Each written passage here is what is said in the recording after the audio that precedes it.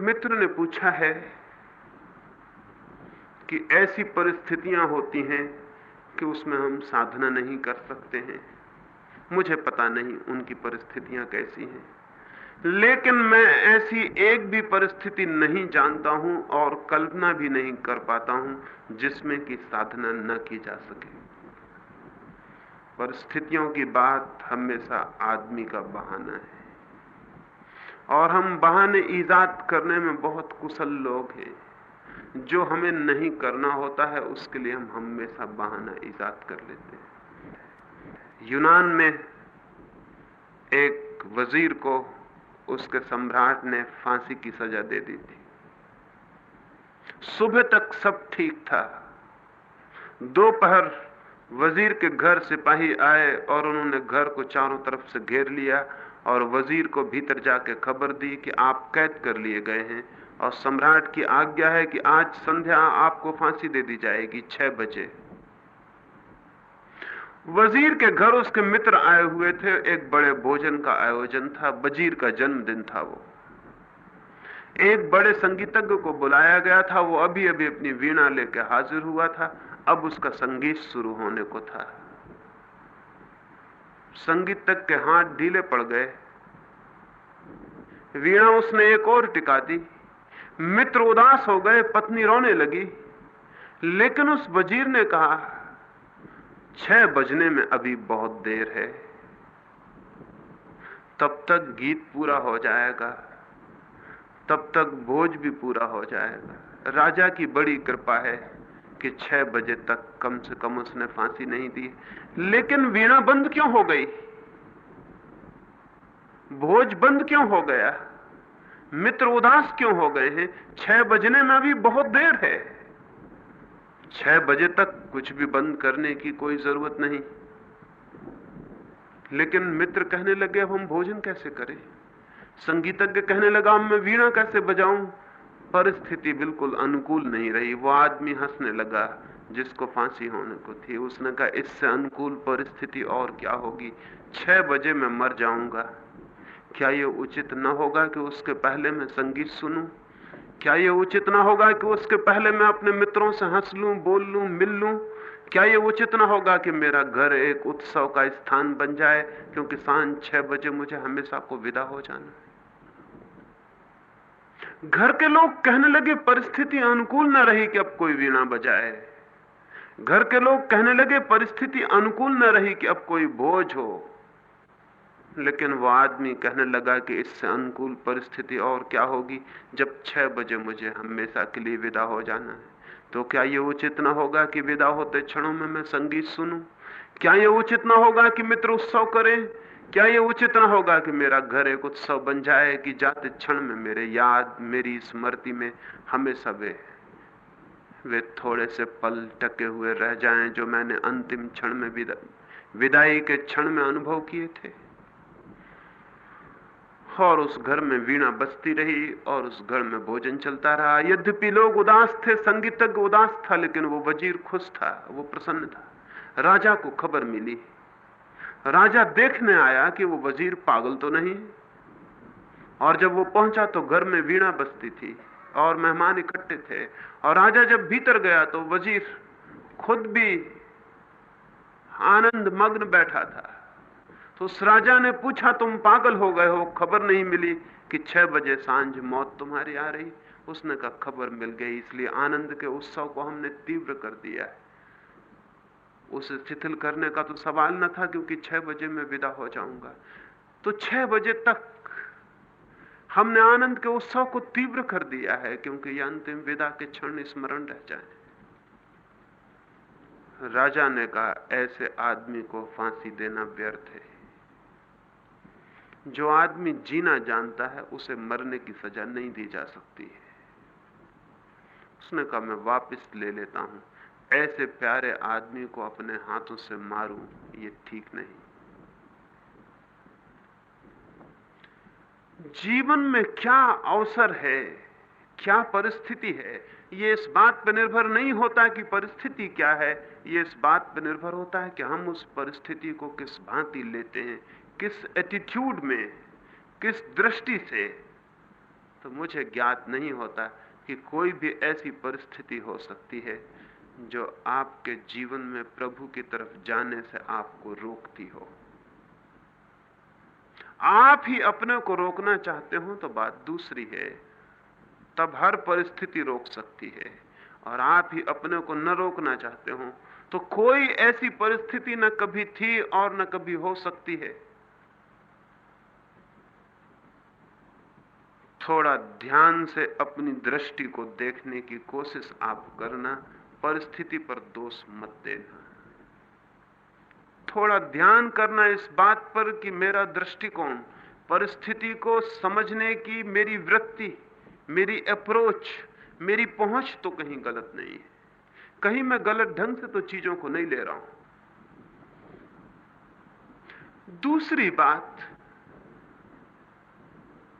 क्या 24 घंटे में थोड़े से क्षणों के लिए अपनी परिस्थितियों से मुक्त नहीं हुआ जा सकता? नींद रोज मुक्त कर देती है, आपकी सारी परिस्थितियां बाहर पड़ी रह जाती। ना आप गरीब रह जाते, ना आप अमीर रह जाते, ना आप दुखी रह जाते, ना आप सुखी रह जाते। नींद आपको कहीं ले जाती है जहां आप परिस्थितियों के बाहर हो जाते। क्या थोड़ी देर के लिए जानते बूझते परिस्थितियों के बाहर नहीं हुआ जा सकता? और स्मरण रहे, जो आदमी अपनी परिस्थितियों के बाहर थोड़े से क्षणों को भी सचेत रूप से हो जाता है, उसे यह पता चल जाता है कि वो तो हमेशा ही परिस्थितियों के बाहर है। परिस्थितियां उसके आसपास आती हैं और गुजर जाती हैं, वो हमेशा परिस्थितियों के बाहर है। एक क्षण को भी परिस्थितियों को अतिक्रमण कर जाने पर यह पता चलता है कि मनुष्य की चेतना हमेशा परिस्थितियों के बाहर है।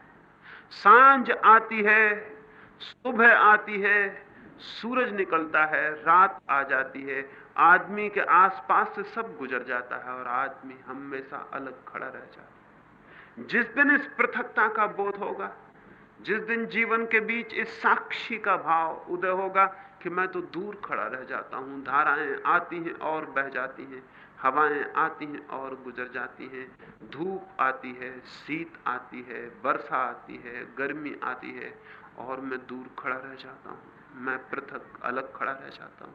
कुछ भी मुझे छूता नहीं, कुछ भी मेरे प्राणों को अतिक्रांत नहीं करता, कुछ भी मेरे भीतर जाके बदलाहट नहीं करता। मैं तो वही रह जाता हूं, चीजें आती हैं और बदल जाती हैं। जिस दिन ये एक क्षण को भी ख्याल होगा, उसी दिन जीवन भर के लिए स्थिति बन जाती है। तो थोड़ी देर परिस्थितियों के बाहर होने की क्षमता जुटानी चाहिए। परिस्थितियों के लिए रोते रहने से कोई भी फल नहीं। ध्यान का अर्थ इतना ही है कि हम परिस्थितियों के बाहर जा रहे हैं थोड़ी देर को। ध्यान का यही अर्थ है, परिस्थितियों के बाहर उठ जाना, दूर हट जाना, ऊपर उठ जाना, परिस्थितियों के पार खड़े हो जाना। जैसे कोई हवाई जहाज पर ऊपर उड़ रहा हो, वृक्ष नीचे छूट जाते हैं, पहाड़ नीचे छूट जाते हैं, बादल नीचे छूट जाते हैं।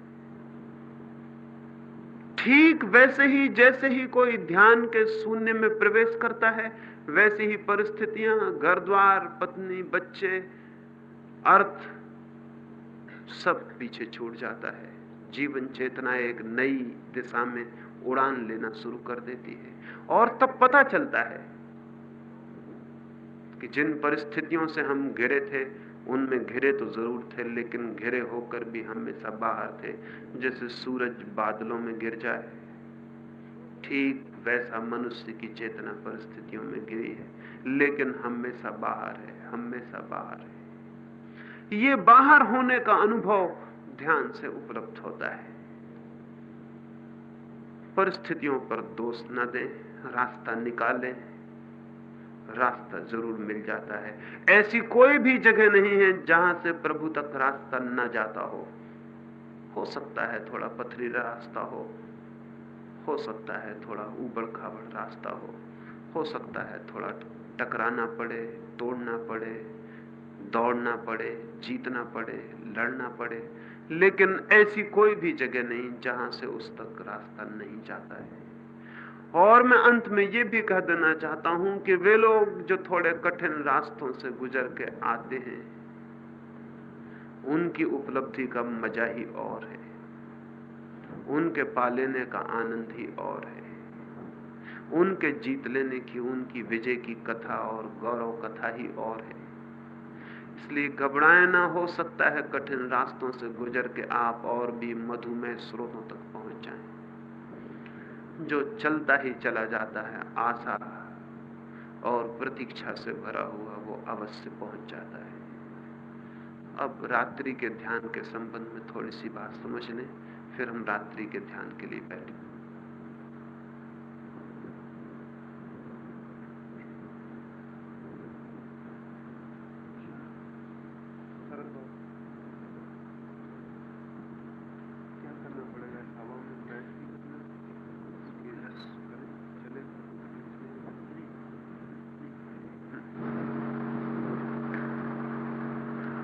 रात्रि के ध्यान के संबंध में दो बातें समझ लें। सुबह का ध्यान जागने के बाद करने के लिए है, रात्रि का ध्यान सोने के पहले करने के लिए है। रात बहुत अद्भुत अवसर और मौका है। अगर ठीक से ध्यान में प्रवेश होकर सो जाया जाए तो पूरी रात धीरे धीरे कुछ ही समय में ध्यान में परिवर्तित हो जाती है। अगर सोते क्षणों में ध्यान में प्रविष्ट हो जाए चेतना, तो फिर धीरे धीरे पूरी रात, पूरी निद्रा ध्यान का हिस्सा बन जाती है। ये शायद आपको ख्याल ना हो, नींद के अंतिम क्षण जब आप सोते हैं, तो जो आखिरी क्षण है जब आप नींद के दरवाजे में प्रविष्ट होते हैं, उस अंतिम क्षण में वो जो संक्रमण का क्षण है, वो जो बीच का द्वार है जहां से जागना समाप्त होता है और नींद शुरू होती है, उस क्षण में आपके मन की जो दशा होती है, रात भर चेतना उसी दशा के आसपास घूमती रहती है। अगर आप चिंता में सो गए हैं तो रात चिंता में व्यतीत हो जाती है। अगर आप क्रोध में सो गए हैं तो रात के सपने क्रोध के आसपास घूमते रहते हैं। विद्यार्थी जानते हैं कि पढ़ते पढ़ते रात जब वे सो जाते हैं तो रात भर परीक्षा के आसपास घूमते रहते हैं। चित्त जहां होता है नींद के पहले क्षण में, रात भर उसके आसपास न्यूक्लियस बन जाता, केंद्र बन जाता, चित्त वहीं घूमता रहता। और सुबह भी जब आप उठते हैं तो आपने शायद कभी ख्याल ना किया हो, निरीक्षण ना किया हो, करेंगे तो पता चल जाएगा कि सुबह जब पहला क्षण होता है नींद के टूटने का, तो चित्त सबसे पहले उसी भाव को उपलब्ध हो जाता है जो सोते समय अंतिम भाव था, अंतिम विचार था। उसी जगह आप फिर सुबह खड़े हो जाते हैं जहां रात आप सोए थे। इसलिए रात्रि ध्यान में सो जाने का बहुत मूल्य है। अगर ये संभव हो जाए कि आप रोज रात्रि में ध्यान में प्रवेश होकर सो जाएं, तो आपके पूरे जीवन में एक आमूल क्रांति होनी शुरू हो जाएगी। सुबह आप बिल्कुल नए आदमी की तरह उठेंगे, और उठते ही ध्यान पहली बात होगी जो आपके स्मरण में आएगी। और रात के 6 घंटे 7 घंटे अगर शांत निद्रा में बीत जाएं, आपके 24 घंटे शांत हो जाएंगे, ताजे हो जाएंगे, नए हो जाएंगे। जो लोग ध्यान के साथ निद्रा में गए हैं, जो लोग जाते हैं, वो मुझे कहते हैं फिर कि ऐसी नींद हमने जीवन में कभी भी नहीं जानी। ध्यान के साथ नींद संयुक्त हो जाए तो एक अभूतपूर्व घटना घट जाती है। ये रात्रि का ध्यान नींद के पहले करने का है। अंतिम बिस्तर पर जब सो जाएं, सब काम से निपट जाएं, अब कुछ भी करने को शेष नहीं रहा, तब 15 मिनट के लिए इस ध्यान को करें, और ध्यान करने के बाद चुपचाप सो जाएं, फिर उठे नहीं, फिर कुछ भी ना करें। ध्यान के बाद चुपचाप सो जाएं। ताकि ध्यान में जो धारा शुरू हो वो नींद में प्रविष्ट हो जाए, उसके अंडर करंट पूरी नींद में प्रविष्ट हो जाए। इस प्रयोग को लेट कर ही करने का प्रयोग है। बिस्तर पर लेट जाएं और उसको करें। प्रयोग करने में 2-3 बातें ख्याल में लेनी जरूरी हैं।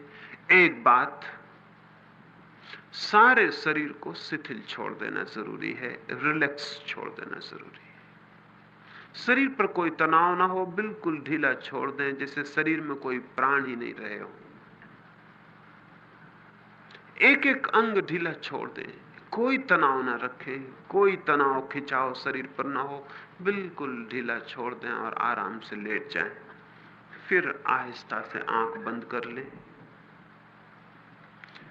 फिर शरीर की शिथिलता के लिए थोड़े से सुझाव, थोड़े से सजेशन शरीर को दें। सिर्फ ये भाव थोड़ी देर करते रहें, 1 मिनट 2 मिनट की शरीर शिथिल हो रहा है, शरीर शिथिल हो रहा है, शरीर शिथिल हो रहा है। 1-2-3 मिनट भाव करने से 10-5 दिन में ही आप पाएंगे शरीर बिल्कुल शिथिल हो जाएगा।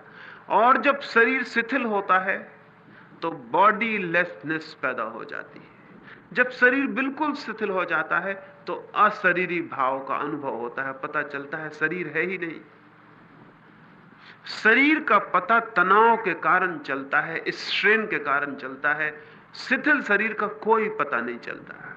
आपको पता होगा, पैर में कांटा गड़ जाए तो पैर का पता चलता है, सिर में दर्द हो तो सिर का पता चलता है।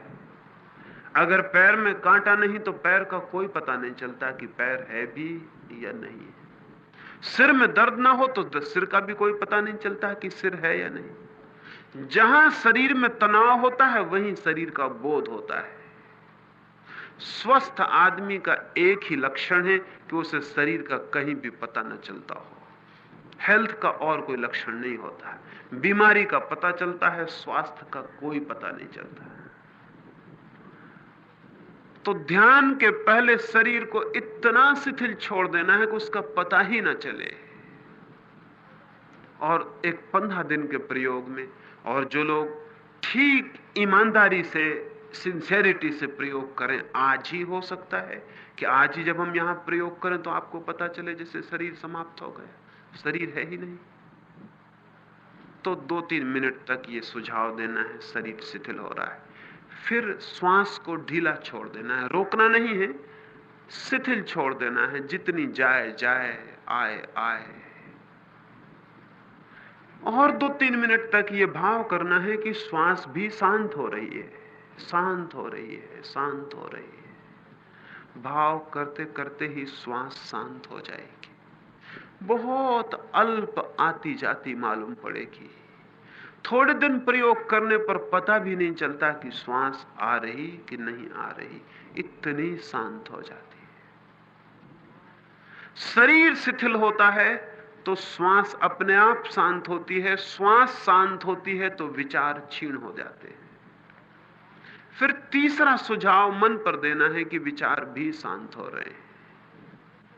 ये 3 सुझाव देने हैं। और सुबह जो हमने ध्यान किया था, चौथी बात वही है कि फिर चुपचाप पड़े रह जाना है, सुनते रहना है हवाओं को, दरख्तों को, समुद्र को। कोई आवाज आती हो, आवाजों को। रास्ते पर लोग निकलते होंगे, वाहन निकलते होंगे, टैक्सी चलती होगी, ठेला चलता होगा, सब चुपचाप सुनते रहना है। 3 बातें, शरीर, श्वास और विचार, इनको शांत छोड़ देना है। और फिर चुपचाप जो सुबह हमने प्रयोग किया था वो लेट के करते रहना है, 1-10 मिनट। फिर उसके बाद चुपचाप करवट लेके सो जाना है।